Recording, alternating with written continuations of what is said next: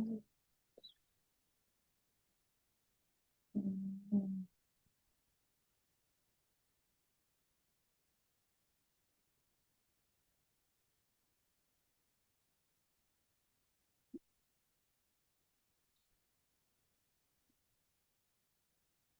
so I think I'm going to go get started. I think we have a decent number of people here now. Okay, so I do want to thank you all for joining us today. We're going to start to kick off our mentorship program. I know some people have already been matched and have already started to network and meet and talk, but we wanted to take today as a opportunity to make sure that we're all on the same page. We kind of understand the process. This is also new for us. We're going to try out the system or this platform called Together, and we're learning as we go along. And so far, it seems to be working okay. But want to make sure that we're all on the same page. So the onboarding today will be two parts. The first part is just kind of going through the platform and getting everybody up to speed, and trying to answer as many questions as we can. And then we're going to have a tips and tricks of mentorship by Dr. Nosike, who will come in later on towards the second half to sort of share his own experience in mentorship and give us some tips about being able to be a successful mentor and also what mentees can expect. I'm going to ask for now to please mute if you're not speaking, so that way we will have very little interruption. And at the end of both sessions, when we finish going through the platform, we'll take questions. And obviously, when Dr. Nosike comes into the tips and tricks of mentorship, he'll also be open for questions. Okay. Just a few, let's say, background information on the mentorship program for those that are not familiar. This is a program that is done through camera in collaboration with AccuRad Radiology based in Nigeria and the Association of Radiologists in Nigeria, Lagos chapter, which Dr. Abiodun Kuti actually leads. And the program is coordinated by Dr. Ever Pepper, who is a postdoc at the University of Bern, and Dr. Ada Emegwako, who is a radiology resident at the Nnamdi Teaching Hospital in Nigeria, as well as Marina, who sort of sits in the background and does all of the big heavy lifting. The overall goal of the mentorship is really to provide a way to grow the imaging capacity in Africa across multiple disciplines, across radiology, the imaging research, and as well as radiography. And one thing that we understand is that mentorship is really essential in being able to push the imaging expertise and knowledge towards the next generation, especially through a one-on-one or through a peer-to-peer type of mentorship. And the also goal of this is really to foster connections between imaging experts around the world and within imaging experts in Africa. The mentorship follows the same approach that we take in camera, which is to train experts where they are, so where they're working in Africa or in other LMICs, and train them or mentor them with the understanding of the infrastructure they have. So the idea is to make sure that through the mentorship that we are training them based on how they work and what infrastructure they have, and try as much as possible to formulate and formalize or create collaborative networking opportunities.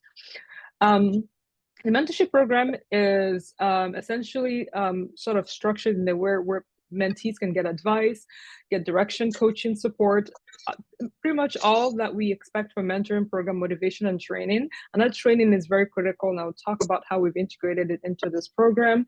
We are sort of trying to mentor disciplines, cross disciplines, with the understanding that there will be clinical mentorship that will be required. Even if you're an imaging researcher, there is a physics component because imaging has a lot of physics, and as well as entrepreneurship, and that cuts across whatever of the disciplines that I mentioned before, so radiology, imaging research, and radiography. To essentially operationalize this, again, if you're not speaking, can you mute yourself? Marina, please, can you mute people for me? So we've set this up in a where we have this traditional one-to-one mentorship. So that leader, that expert person mentoring a upcoming emerging researcher, radiology resident, or radiographer. And we will eventually implement a peer-to-peer where we have our mentees that have gone through the program can come back as a peer-to-peer mentor to help us mentor even more people. And we're going to set this up a little bit later. But for now, we're starting off with a traditional one-to-one mentor to mentee mentorship. The mentorship process is very straightforward. We've obviously gone through this registration, and that's a way for us to get interest as who wants to participate, figure out what type of phenotype and profile that we have in terms of mentor and mentee. And we went through this process where we had the registration completed, and then we invited people that registered the interest to come into the platform now, which we're going to go through and now start their matching process. So if you're here in this meeting, you've already gone through this process. You've already been sort of paired or matched or waiting to be paired or matched. Right now, we're on our onboarding session where we are now going to go over essentially what we classify orientation, talk a little bit about what's expected, the mentorship agreement, the mentorship process. And eventually we'll start running quarterly check-in. So we have a program check-in where we bring everybody together to make sure that mentorship is going well, highlight milestones, celebrate or highlight mentee or mentor-mentee pairs that are moving very well to sort of give people an idea of how well the program should go. So we'll do this quite often, and you get invites about when this quarterly check-ins will happen, and it will mostly be on Mondays and mostly kind of around this time. The program is for 1 year, so we'll kind of run through this. This is a pilot phase, so we will go through this process and see how it goes this year. And the idea, hopefully, is that if things go very well, the mentees that go through this program will come out next year to be able to actually start to mentor their own peers, and then we'll rinse and repeat with a new set of mentors and a new set of mentees, or same mentors and a new set of mentees. So far, we have, for this first stretch, about 61 participants. There's 33 matches have been made, which is quite exciting. There is some that are still waiting approval, meaning that the mentors or the mentees have to go in and actually approve their matches. So if you haven't logged in to do that, please go ahead and do that so you can start on your way towards your sessions, meetings, and also being able to actually go through and take advantage of the resources that are on this particular platform. So most of you may have already gone into this platform. And again, if you're here in this session, you must have gone through this first step of being able to match with a mentor or mentee. You may have gone through and set up your first session. So you may have to use either the calendar integration within the platform, which integrates both Google, I think mostly Google Calendar or Outlook. For booking, and also integrates a Google Meet, Teams, or Zoom as a virtual meeting option. So you may have done this. You may have been able to go through your first session and gone through that and completed a couple of the checklists. And we're going to go through this checklist in a second. The beauty about this platform is that, I'm going to just make sure, about this platform is that I believe from what we've seen so far, it's a one-stop shop. One-stop shop for mentor matching, one-stop shop for being able to meet and book future meetings. And also it has a lot of resources, mentor handbooks, mentee handbooks as well. It kind of gives us as administrators or organizers a way to make sure that things are going on very well. So if people are not on track, we'll be able to sort of give you a little reminder or bump to sort of stay on track and continue with your meetings. And actually allows us to have a way of tracking, at least for the mentee, their goals and their mentorship objectives. So in terms of resources, like I mentioned, there is mentor courses that have been designed by Together. We did not design this. We've looked at it. Some of these courses seem very short and very brief, up to the point, and actually quite resourceful. So we will encourage you to go through the mentor course and the mentee course. Again, they're very short, they're very brief. It kind of gives you an idea for a mentee what to expect, and for a mentee what not only to expect, but what type of mentorship that might be more successful. Within the mentorship resources, we've created our own resources that's very specific to our particular one-year program. And that is a mentorship agreement, which I'm going to talk about in a second. We also have a professional developmental plan that is geared towards the way of helping whatever discipline you're in, radiology, research, or radiography, a way to help you identify program-specific or discipline-specific goals, or career-specific goals, and how to really advance them within a specific timeline. And we also have a way for you to track that using our professional developmental plan, so PDP progress report. There's a template that shows you how to fill out that template, and I'll quickly go over that. Like I said, we've gone through this point. At this point, you should be matched. We're focusing on a one-to-one matching in this first pilot. So the leader versus mentee. Again, in our next phase next year, we'll introduce the peer-to-peer mentorship. So you may have seen this where you have picked or you have been assigned based on your profile that you filled out potential matches, and you would have gone in and approved the match. There are about 14 or so odd people that are waiting to approve the matches. If you're one of those, please go ahead and approve that match. We will send you reminders again to go in and approve your matches and go ahead and be matched. If you've approved the match, you will probably see this step where you're down sort of allowed to come in and start to set up meetings with your mentor or your mentee. Within that, option or page, once you've been matched, you're going to see a bunch of checklists. Now, these are those resources that I talked about. These are resources about goal setting, resources about instructions on the first session, and also your mentorship agreements, which we're going to talk about in a second. And again, like I said, the Together Mentor-Mentee Learning courses. So these are all here, and this is where you can click on them to go through and get the information that you need. The first session is typically a meet and greet session, a session where you sort of sit down and set the tone of how you want the mentorship to go, and a session where you essentially complete your mentorship agreement. Now, the mentorship agreement is more like a term of reference, or will I say a code of conduct between the mentor and the mentee. It's just a way to set sort of the tone as to how the mentorship should go. It outlines the basic requirements of a mentorship, a successful mentorship, and the terms that should be met by the mentee and the mentor. So how long or how often the meeting should be, or how often you guys should meet on a regular basis. We sort of advocate to meet at least 3 times a year, minimum.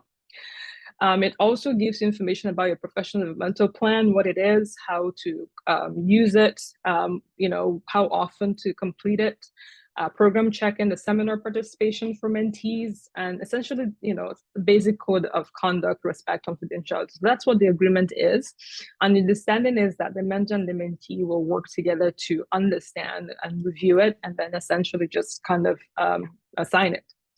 And again, this is accessible through your checklist. When you start your first session, it'll be there and it'll prompt you again to complete your mentorship agreement. If you've done this first session, if you've already had the first meeting, you will still see this show up in your next meeting and subsequent meeting until it's completed. So again, this should be completed during the very first meeting.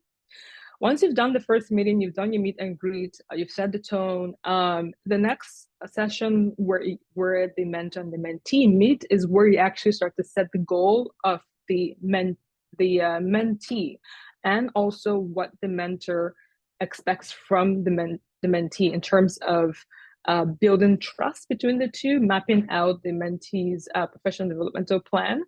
And this second session will be a little bit longer. So what we're actually advocating for people to do is to go plan ahead and go in and actually start to prepare for your session. Each session that we have in the Together actually have very specific resources that could help you prepare for that session before you meet. So for setting the goals, there are videos, they're all very short videos, like less than 10 minutes. Most of them are 5-minute videos that sort of give you tips and ideas about how to define and set goals. And also the professional developmental plan is in the second session, and you can actually go in there ahead of time and prepare for this by reviewing and reading what we've put together in terms of our professional developmental goals and how to complete them. We have sort of identified what we believe are academic and professional skills, as well as transferable skills that can advance each of the disciplines. So for radiology residents, this was done and prepared by a radiologist and a resident that sat down together and worked through the minimum requirements and minimum proficiencies and expected knowledge and skill competencies that a radiology resident would meet at different stages of their careers advance through the radiology residency. We did the same for PhD researchers, and we're finalizing the one for radiographers this week. So when you go through your prepare your session, you will see this particular link. If you click on it, it will essentially open up this particular plan and give you an idea of what type of goals that the mentee should sort of set, and the estimated timeline.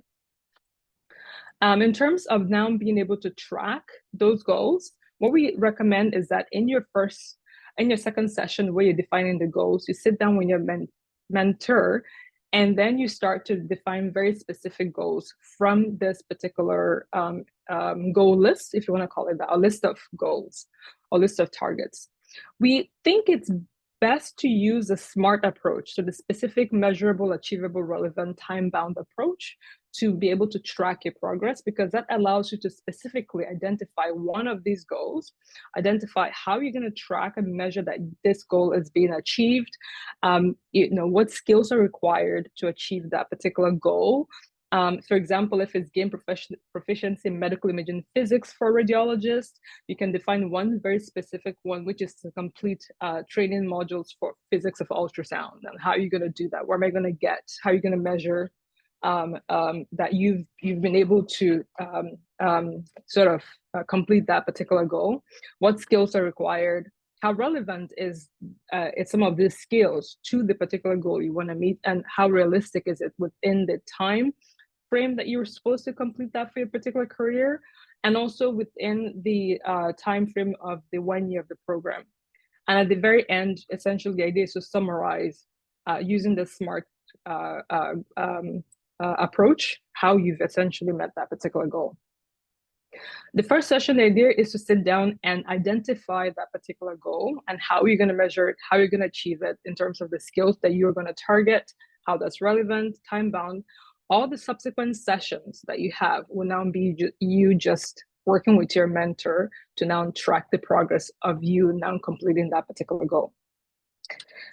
These PDP reports are very easy to find. Like I said, when you start your second session, this is where you outline the first report.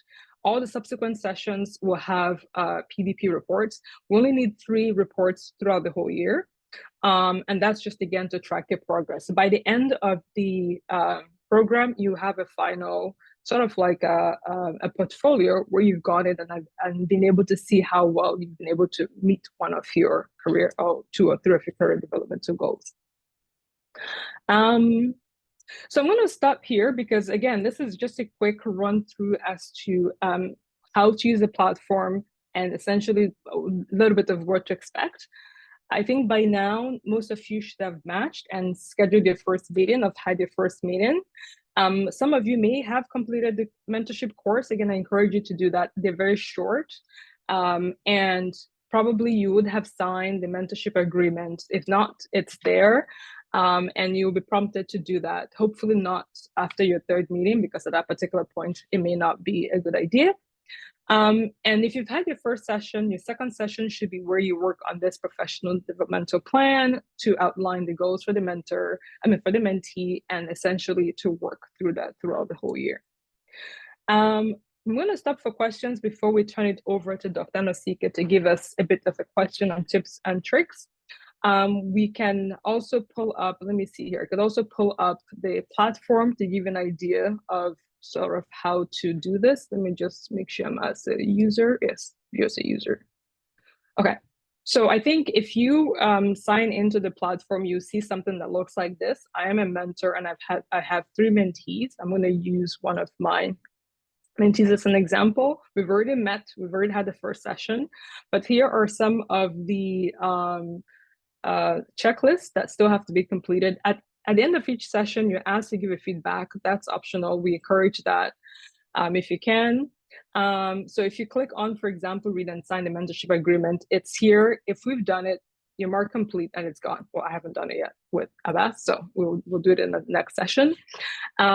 If you go into your second session and you want to fill out or complete your PDP, which we encourage you to do, once you do it, you mark complete, it's gone, right? If not, every time you open up a session, you will still be prompted sort of to do that. So it's very straightforward, and I'm happy to sort of stop here and take any questions.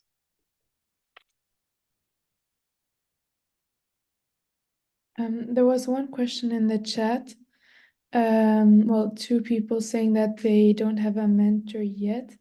I think this is due to the fact that we don't have enough mentors. So Right. So this is obviously very typical of any mentorship program. There are more mentees than mentors. So there are a few mentees that have been assigned. We are working on that. And I'm just going to say that we'll reach out to you very soon to see if we can find you more mentors. Hi, I'm Kai Villanova, and well, I have a question. Well, indeed, I have already scheduled with two mentees, but with one mentee, I had to schedule the first session, but I don't know the reason, but we didn't connect at the time that we were supposed and we were scheduled. So now I have sent also an email, just well, if we should perform this schedule another day, or I don't know, but I have not received any answer, so I don't know now, because on the platform it shows what you have shown as it seems that if we had already had the first session, but we didn't have, so I don't know now what it has to be done with this mentee that well, I have not. I don't have the feedback now anymore from this mentee, so I don't know what to do. So I think what we could do is we actually do have the right to unmatch people. So if our mentee is not being proactive and following up, we don't have enough mentors. So we will contact you, and then we can work to find another mentee that is more proactive that you can match with. You know, that's why it's called own a feature. The mentees need to own and be a bit more proactive. Yes, that's a really great point. Yeah. Okay, that was my thanks. Your question. Yeah, thank you so much. Somebody asked, Rama asked, I have a mentor but couldn't approve. Rama will probably look into that and get back to you to figure out why the approval hasn't gone through. So Marina is keeping track of this, so we'll reach out to you. Any other questions at all before we turn it over to Dr. Anosike? Thanks, Idina. Can you hear me? Yes. Okay, thank you very much. Good day, everyone. My name is Dr. Anosike. I'm a radiologist and part of the mentorship program. And I just thought it would be a good opportunity to spend the next 10 minutes just talking generally around the concept of mentorship. More for the benefit of the mentees, because I know that most of the mentors here have experience at mentoring, hence they volunteered themselves for, to be mentors in this program. But the mentees may not have an experience of being mentored, may not have had the experience of being mentored in the past. So in order for us to sort of refresh our knowledge of what it means to be a mentor and a mentee, we thought it might be a good idea to talk about it for the next 10 minutes, including the rewards and the challenges related to mentorship. So mentorship is basically the scenario when you have an experienced and knowledgeable individual guiding a less experienced and less knowledgeable person. And the idea behind mentorship is to try to get this less experienced and less knowledgeable person to a higher standard so that he may be able to progress mostly in his career, because most mentorship tends to be around career. And this relationship tends to be a symbiotic one. So the mentee basically benefits from the mentor, and the amount of advantage he gets from the program depends on how willing he is to be open and receptive to the advice he receives from the mentor. So it's very important to point out that the mentor may be somebody who's a senior, for instance, in the radiology setting where I work, a mentor can be a senior resident mentoring a junior resident. It may also be a consultant or attending, mentoring a junior resident. So it does not necessarily follow that you have to be an attending to be able to mentor people who are more junior. A senior resident can equally mentor a junior resident, and that's the same in most fields. A junior manager can also mentor. A senior manager can mentor a junior manager as well in the workspace. So it's important that we understand that there will be challenges with mentorship, especially when we're doing it in the way where we are trying to do it, where people are embracing the program from different parts of the world with different experiences and different skill sets, and also mentoring people who may not necessarily share the same cultural cultural beliefs and also attitudes as them. So there will be some challenges. So it's important that we sort of look at some of these challenges and how we can maybe surmount them. There's a lot of videos that I embedded in the program, on your future template, which can also explain to you some of the things we've talked about now. So some of the challenges you can get with mentorship, number one is communication gap. So communication gap is a big one. And as we talk about the problems, we'll also talk about potential solutions to them. So, communication gap is a big one where a lot of times some mentors may get into the scenario where they a lot of the things they're talking to the mentee about kind of flies over their heads and is a bit too sophisticated for what the mentee can cope with. And you also get some scenarios where some to do a lot of prescribing. So they prescribe a lot and tell the mentees what is expected of them without giving room for the mentee to also express what he actually wants from the program. So that's a pitfall that we need to avoid. We need to be very good at communication. In terms, when you're a mentor, you need to be good at communication. You need to be able to listen. You need to be a good listener in order to be able to communicate properly. And that includes listening to your mentee to be able to tease out what his needs are and understand how best to support your mentee. Another big problem you tend to have when we're doing things like this, especially when we're doing it electronically, where you're not meeting the trainee face-to-face, is the one that was just highlighted by my colleague who spoke earlier on, who hasn't been able to contact his mentee. So you get problems with communication. People may be doing this from different time zones. There may be problems with people who are in resource poor settings, who may not have internet connectivity at the right time to meet some of these meetings. So these are real life challenges that people face. However, the job of the mentee is to try to make these meetings happen. As much as the mentor makes himself available for these meetings, the mentee should do his best to be able to bridge any breakdown in communication that's related to technology. There are other, people, most times it's better to do your meetings face-to-face in Zoom, but where you can't, log into a Zoom link for the mentees here, you should at least get the email address of your mentor and send him an email to explain what may have caused you not to attend the meeting rather than leave him guessing. So these are the things that we need to address in terms of communication. You need to be proactive to be able to tell your mentor when you can't attend the meeting, and then do your best to attend those meetings. It's also important that while we're scheduling these meetings, that the mentor and mentee are synchronized properly with scheduling the meetings.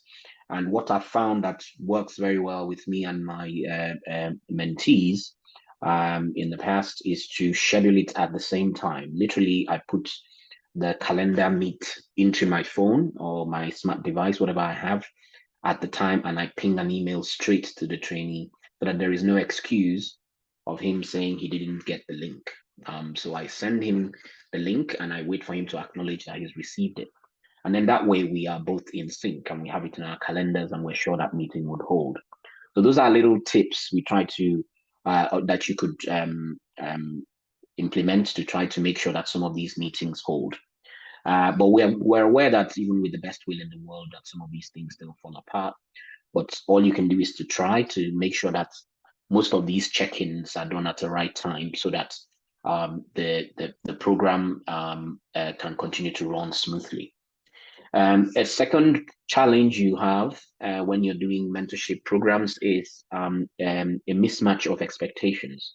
So sometimes you can get a mismatch of expectations. So the trainee is expecting something from you, and you're expecting something completely different from the trainee. This is normally common when you're doing informal mentorship. Luckily for us, what we're doing here is formal mentorship, and you can see there's a load of features on the platform, which sets the expectations very nicely so that everybody is on the same page. So it is very important that the mentors go in and study those PDPs and try to link them to the level of experience of the mentees that they're dealing with, so that they can both come together to distill what the goals should be for the short, medium, and long term in order to make this successful for both parties. It's important that these expectations are aligned, because if you don't align the expectation, then we end up at the end of 12 months not being able to achieve what it is we set out to achieve. So the SMART objectives, as was pointed out, specific, measurable, achievable, relevant, and time-bound, as was mentioned, is a very good guide to help all of us be on the same page, both mentor and mentee, so as to be able to achieve what it is we've set out to achieve.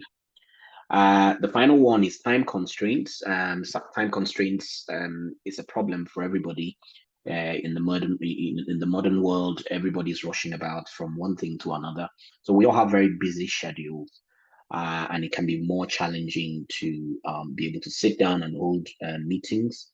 And what I've found very useful to manage my time better, to be able to give some time to mentees, is trying not to make it a very long meeting. So 30 to 45 minute meetings tend to work very well, because by the time it starts to drag to about an hour, then you have to really shake up your schedule to be able to squeeze in the time. So if you keep those meetings short and keep them focused with very clear goals that need to be achieved in those meetings, then you're more likely to be able to get the time to carry out those meetings than if you left it for too long, for 2 or 3 hours. Then that takes a chunk of your day, and it becomes very difficult to manage. So it's very important that you synchronize these sessions on your smart devices, like I talked about, and make it as short as possible. Obviously, if there are issues with your trainee, some of those meetings may overspill and run a bit longer than what you've scheduled it to be. But as much as possible, if we can be disciplined as mentors to be able to keep those meetings short and focused, then it's possible that we will be able to achieve a lot more. When meetings tend to overrun, it's also possible to share documents by email, and that helps you be a bit more flexible with your time, so that you focus on just the session where you're talking with the trainee is focused on the most important aspects of the meeting, while the less important aspects can be sent out by email to follow on from from those meetings. There is also a problem sometimes of a lack of structure, which you tend to have with informal mentorship, but we're doing formal mentorship, so that's not an issue here because it's a very, very structured program, as you can see from all the hard work that Prof. Uduna has done on the platform. But if there's still parts of the platform that aren't working very well for you, it'll be good to feedback so that can be modified, because obviously that platform is meant to make things easy for both mentor and mentee. Okay, so we did talk a bit about cultural differences, differences in personal value, differences in personal values, differences in the way people see life or their work style. Not everybody is very organized. Some mentors are less organized than others. And you also have mentees as well that are not as organized as others. So there has to be somewhere we meet those that are organized and those that are less organized. And the best way to do that is to be more open as a mentor to what may be the weaknesses of your mentee, and generally get them to acknowledge those weaknesses while trying to get them to work on it. And that involves a lot of listening, may involve a bit of pastoral support as well, because some of, where in real life, things don't actually happen in silos. Life basically can come at you from different ways. So as much as you're dealing with your career, there may be other aspects of your life where you may be struggling with. So it's very important to be open-minded when you're dealing with trainees, or sorry, mentees, I should say. And it's also important that the mentees understand that they own your future. They should own their future. So they should be the ones actually driving this process. They should be the ones nagging the mentor to try to get the best out of this, because this is for 12 months, and the 12 months can be incredibly useful for both the mentor and mentee if it's run efficiently and smoothly. So both sides generally benefit from it if it's well organized. Finally, what does a successful mentee want to get out of a program like this? They want to be better in some aspects of their career. They want to see a direction, get a career direction. They should be able to listen to advice from people who are more knowledgeable in the field, and be able to pick up nuggets that would guide them to get better at what they do and actually progress. And in terms of what the mentors get out of it, it's important that we try to mentor people so that they can become mentors in the future as well. It's if they're well mentored, then they will be good mentors in the future, and that also helps us to protect the future of our careers, because we get people who are well trained and well mentored coming through the system. Then we know that in future that our careers are safe. So it's important for the mentors to be accountable and proactive, and own their future, as has been aptly named. The program has been aptly named Own Your Future. So that means it's the trainee's job to own his future. And the mentors here are well poised to help them in that process. So I'll stop there. I think it's about 10-15 minutes now. Yeah. Thank you. No, that was really fantastic, and there's a lot of very useful tips and ideas that you raised. So I will open it up for any comments, feedback, questions, and this is an open discussion. Again, this is where we can, especially for the mentees, learn how best to make use of this opportunity.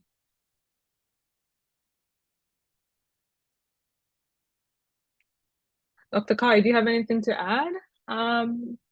You have lots of experience doing this as well. Do you have anything to add as well in terms of? You're asking to me? Okay. Yeah. Okay. Well, of course, I have quite an experience because I am a radiologist, and it's about 30 years since my experience. So that's my experience. I have provided, of course, a different type of mentorship, but not as we are performing in this new this mentorship. So for me, it's also the first time that I'm included here. So this is an experience.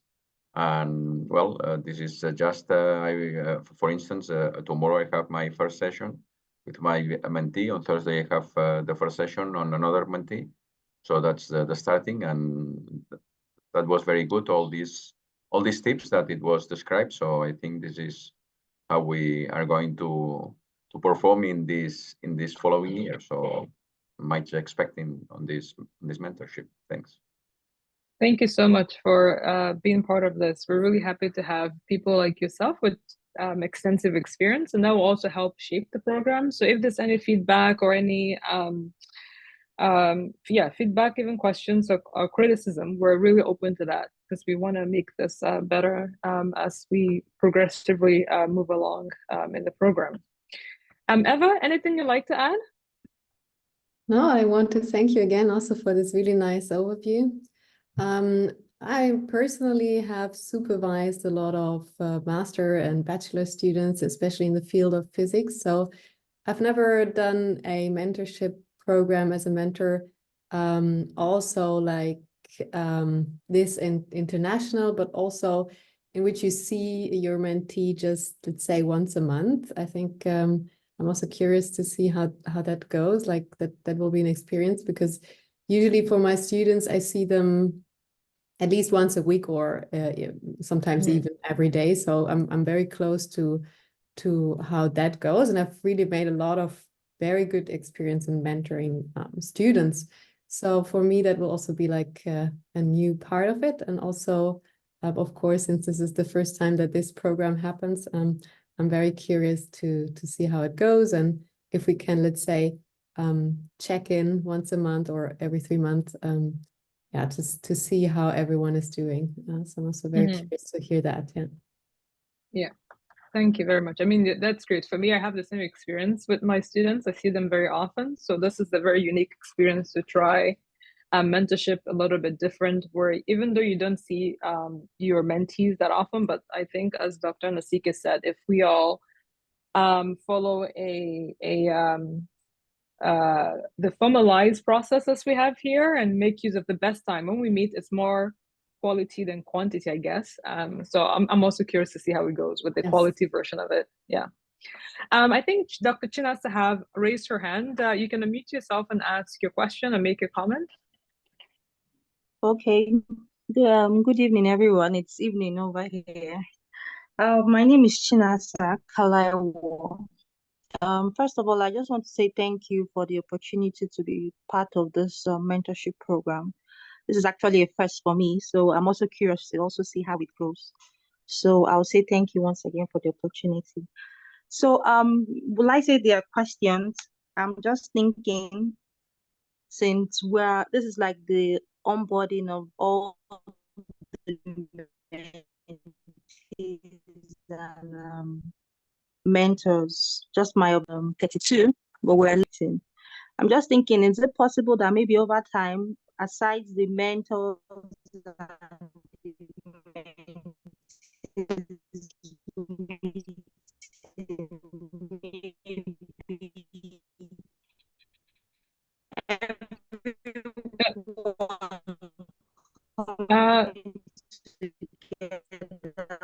So,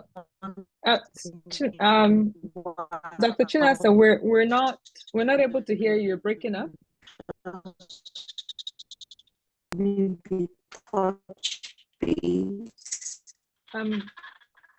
So Dr. Chinasa, you're breaking. Okay. Is there I don't know, is there really? Can you type your question in chat, because we completely lost? Yes. Yeah, you're breaking up, and I'm afraid if you try again, you might break up again. Is it okay if you type it quickly in chat and we will take it up?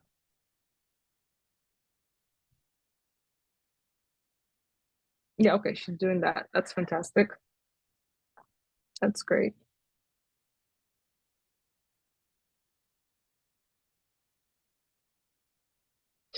Okay, so wait for that. I think that may be the last one. If anybody else has any comment or question, just raise up your hand so that we could take that up. If not, we will take up Chinasa's own and call it a day. I think somebody made a comment here or question. This was Samuel about teaching if the mentorship is an opportunity to learn a little bit about the theories of research. I guess he's talking about MRI neuroimaging. Most of those teaching aspects will come monthly through a monthly seminar. So as being part of the program, we do encourage mentees to attend the monthly seminar. We'll have a clinical knowledge, there's physics, clinical, and entrepreneurship that cycles through every 3 months. So, and it's a monthly seminar that it's open. We will record it. So if you miss it for whatever reason, you're working, you can't attend it, you have school, it's recorded, you can review it. And so that's where that teaching component would come from. And then Dr. Kudirat asked, what is the duration of a particular cohort? So the mentorship is for 1 year. We're going to start technically today and run till the end of March 2025. We want to keep it a year because mentorship is not forever. And we think a year is a good time to spend trying to actually think about one or two. Thinking about one or two or three. Who's your head? Thinking about one or two or three specific career goals to focus on.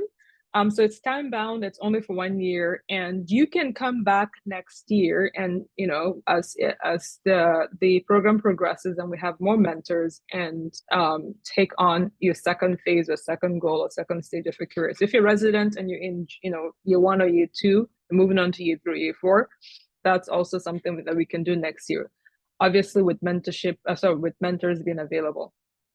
Chinasa's question is, we're about 32 mentees with respective mentors. Okay, so the frequency of the meetings are essentially up to the mentors and the mentee. Like Eva said, some of us are willing to do every month.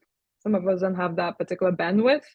Also, we don't, like I said, I don't think it's a lot of quantity. I think it has to really do with quality. So this is where those PDPs come in place. If you really identify very specific goals and you sit down with your mentor in your second meeting and you map it out, then it becomes a little bit of trying to work through that, even with 3 or 4 meetings by Zoom a year.